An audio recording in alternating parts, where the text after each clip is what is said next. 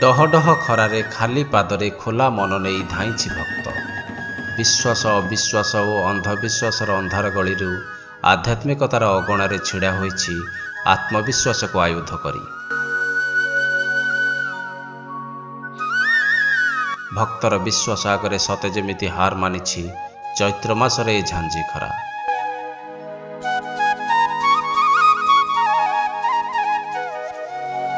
ए उष्मता तापाई यथेष्ट नुहे, से आहुरी चलिबो निआर झुलरे। आउ सेही जलंता निआरू उत्ताप संक्रमी से आज प्रमाण देवता भक्तिर।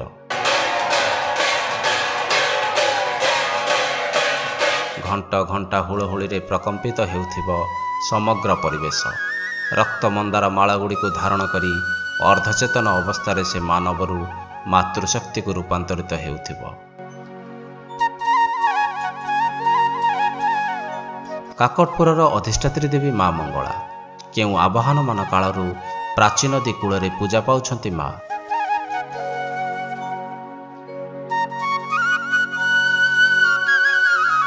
माँकर वर्ष सारा पालन करा जायथाए भिन्न भिन्न नीतिकांति। वर्ष तो माँ को पीठरे लागी रही थाए भक्तों गहली। चैत्र मासर प्रत्येक मंगलवार दिन माँकर होइथाए स्वतंत्र पूजा।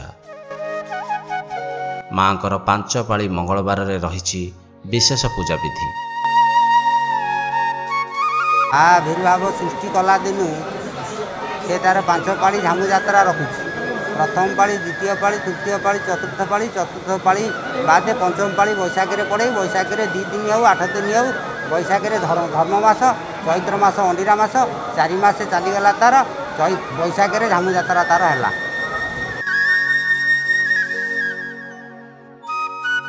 4 पाଳି मंगलवार चैत्र मासरे एवं पंचम पाଳି मंगलवार बैशाख मासरे पड़ी थाए। सेही दिन माँ को पीठरे झामु यात्रार आयोजन करा जाय थाए।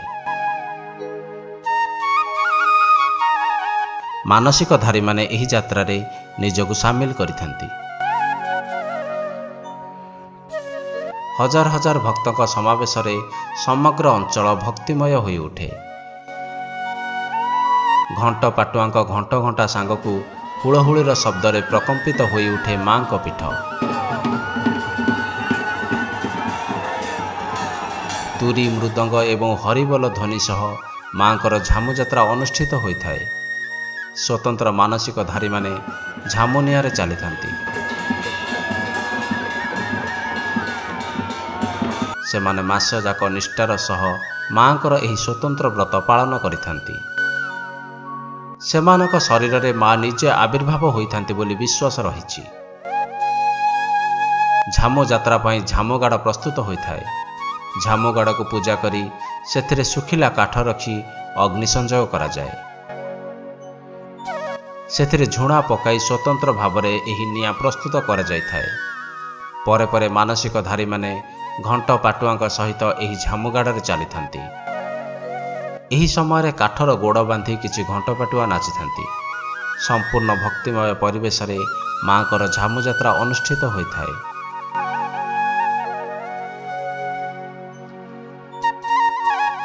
मो ना राजश्री, मु पुरी रु आछि।